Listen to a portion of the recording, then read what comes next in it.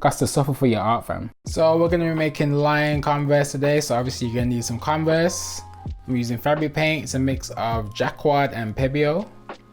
I'm also using cheap brushes and paint pens and some wool. So the first thing I need to do is draw the outline. I've made these designs of Foo Lions on my computer, and all I need to do now is just cut them out real quick. Anxiety has been running rampant in my head. I've been wondering, why am I doing what I'm doing?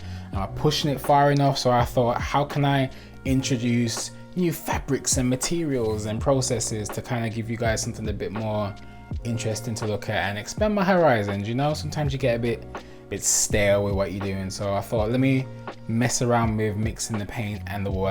Last time I did that, I did it with a shoe. So I thought maybe I'll do it again. You know, it worked out well last time. See if it can work out well this time. So pretty much now that I got my template done, all I'm gonna do is stick down the image so I can trace around it. I'm gonna draw around it with a Posca pen. Posca pen is just a paint pen. If you watch any sort of custom artwork, you've probably seen it, but it's literally just a pen, but rather than being filled with ink, it's filled with paint. The good thing about this is you can get a nice smooth thin line depending on obviously how thick the pen is. And then I'm just gonna go in with a base coat of the fabric paint. I'm gonna using the white jacquard. God knows I said that wrong. You know, we'd be butchering the French language. Please forgive me, or don't, who cares? And essentially I'm literally just gonna go through and paint this layer. The reason I'm doing this is because I'm actually painting the lion's face in white. I've kind of been moving away from using the white base layer just because I think it makes things harder to dry. But for this one, it makes sense. So, and I did 2 layers of this, by the way. And then once that's done, I'm going to go in this time with the black Posca pen. I used the white one last time just so that I wouldn't have a strong black line on the outside. And then just getting some of the inside details as well. And then just drawing some of the finer details. I'm worse with a pen. I'm actually worse with the paint pen than I am with the paintbrush. So these lines are like mad shaky and wonky. Like, you know, in the words of Whitney Houston, it's not right, but it's okay. Okay, so now I'm moving on to making the fluffy stuff. So what I'm gonna do is I'm basically gonna make a pom-pom. Like if you did like, you know, pom-poms in school, all you do is you wrap it around. I'm using 2 fingers to make it relatively small. Some white wool, and then literally you just drag it off with your fingers in a really awkward way because you've got giant rings on trying to be a poser. And then you just wrap the end of the string around the middle so it secures it. I think, I don't know, all kinds of science and magic keeps it from unraveling, just the tightness of it, and I guess the fibers rubbing together. Who knows, who cares? But you can actually just let go of it once it's done and you'll actually be fine. And I'm gonna make a whole bunch of these because we want this to be super fuzzy. And then pretty much it's just, all I need to do is sew the wool into the canvas of the shoe. I've got a thimble there just because I've got weak little dainty fingers and they must be protected at all costs. So basically all it really entails is getting a thin piece of thread and just basically threading the pom-pom into the fabric. I just need to do 2 stitches on each side and then one overkill it. And then what you're gonna have to do is, if you've ever made a pom-pom before, you know that you make the circle and then you cut into it. So what you want to do is you want to sew the pom-pom in the middle section, so where you wrapped it around, where you wrapped the loose thread around. And what that will do is it'll make sure that you won't cut it while you're cutting into the fibers, as you'll see I'm going to do very, very soon. This is actually like some of the most fun I've had with sewing shoes. I don't know if you've ever tried to sew into a Converse shoe, but it's super thick, so it's like it's just so hard to actually get it right, and it hurts your fingers. I'm in pain. So literally all you have to do now is just cut on the sides of the pom-pom. So basically what it will do is it turn into like a little circle. But this doesn't give you a fluffy effect, it kind of gives you like a stringy effect. So what you're gonna have to do is you're gonna have to really work into it to make it look how you want it to look. Halfway through while I was doing this, I realized that it was starting to look kind of like a poodle. The white and blue at first seemed like a great idea when I was doing my mock-ups, just because I was thinking to myself like, it doesn't clash at all with the colors that are already in it. But I started to look at it and I was like, I don't know about this, fam. It's starting to look very much so, you know, like Dolly Parton, very much so like, you know, we want it fuzzy, but we don't want it like all that kind of fuzzy, you know what I mean?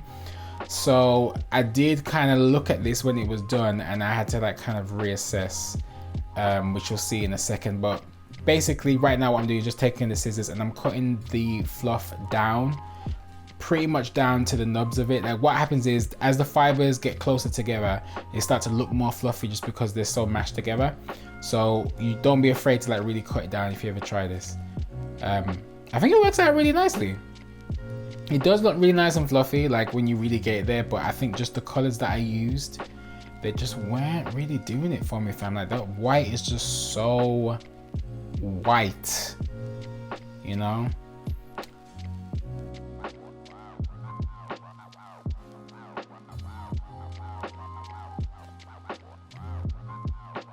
So pretty much a big mistake that I made also, which please don't do. I'm making a lot of mistakes today. But I don't mind sharing it because I am perfect and I also don't care. I painted the details in after I did the fluff, which was kind of a dumb thing to do because it was just a very easy way to get paint all over the fluff. Pretty much just a whole disaster the way that I did this, and like I said, my anxiety was kind of hitting me in the head at this point. So I'm looking at my beautiful creation, wanted to throw it away, wanted to give up, and I just thought, you know, I'm going to take this fuzz off and I'm going to try it again with a different one. But I thought, let me just experiment with a different color on the other side before I just, you know, completely throw this away. I will say this though, for the first pom-poms that I made, they actually did turn out quite good. The quality is quite nice and it looks nice and fluffy. So at least I know that the second time that I do it, that's not a thing I need to worry about too much. Round 2. So literally I'm going to do the exact same thing I did before. I'm going to draw in the finer details with pencil this time, but then what I'm going to do is I'm going to use a paintbrush because like I said, I can get, for some reason I can get smoother, better lines with a paintbrush. It just makes no sense. Everyone always asks me what kind of brushes I use. Anyone who watched the channel for a long enough time knows that we use the cheapest brushes possible, just the smallest ones. If you go into any art store, if you go into Amazon, just look for literally the smallest brushes. It's not so much about the size of the brush or the particular brand, it's literally just the technique. As long as they're not these super disgusting synthetic fibers, because obviously these ones are synthetic because they're cheap, but they don't use ones that are like super frayed in the picture. So I'm going to do the exact same thing with pom-poms, but also one of the things I didn't really like about it was I thought that the pom-poms were just too big, that there was just too much fluff. And since the painting is flat on it, I wanted it to be a bit more different. Also, I'm taking off my rings here because being a hipster douchebag and trying to look good on the internet is not really helping me wrap these things around my fingers. Oh my God, my fingers look so dry. Oh, what am I doing? I need to edit this out somehow.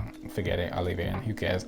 But yeah, I'm going to use one finger this time because I thought it was just a bit too big, and even though I was cutting them down, I thought it wasn't really working the way I needed to. So I thought maybe if I do the edges by where the lines face small with one finger and then use the two fingers just to fill in the larger parts.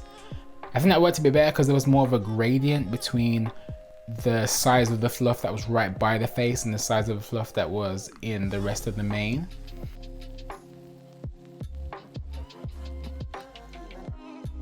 So I'm just going through doing the exact same thing, sewing it in the middle, and then I'm going to take my scissors and I'm just going to slice and dice cotton what and basically just turn it into a more fluffy design. You can already see at the base, I think it looks a bit more manageable, and then it gets a bit wild when you get to the end, which is kind of how I want it to be. Also, I didn't do the fluff at the front like I did last time just because it was starting to take away from the lion's face. And I wanted it to kind of all sit together as an overall aesthetic rather than it just looking like there's a big piece of fluff and then there's like a strange woodland creature in the middle. Like I didn't want it to look like it's like hiding in the bushes. I wanted it to look like it's actually a part of the design of the face.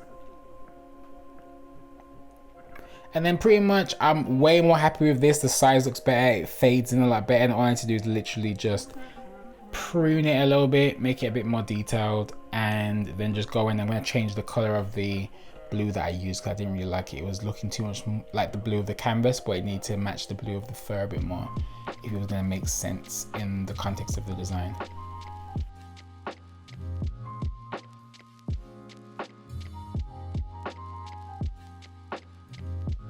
But I'm actually happy with how that turned out. So I thought to myself, you know what, let me just cut this out. Literally all I have to do is cut out the stitching in the inside and then go to the front and then do exactly what I did before, just sew in the blue thread and then just cut it to make it look more fuzzy. It's funny looking back at it now while I'm actually doing this video, like it's actually quite a relaxing process, but it was so stressful trying to make this happen. man, that's the finished design. I think it looks ill. I actually really like it. I think I might do a dragon next. This exact same technique, but I think I might do it with a dragon, like maybe the smoke of the dragon. Anyway, do all the things that you know you're supposed to do at the end of the video and enjoy your life. Bye.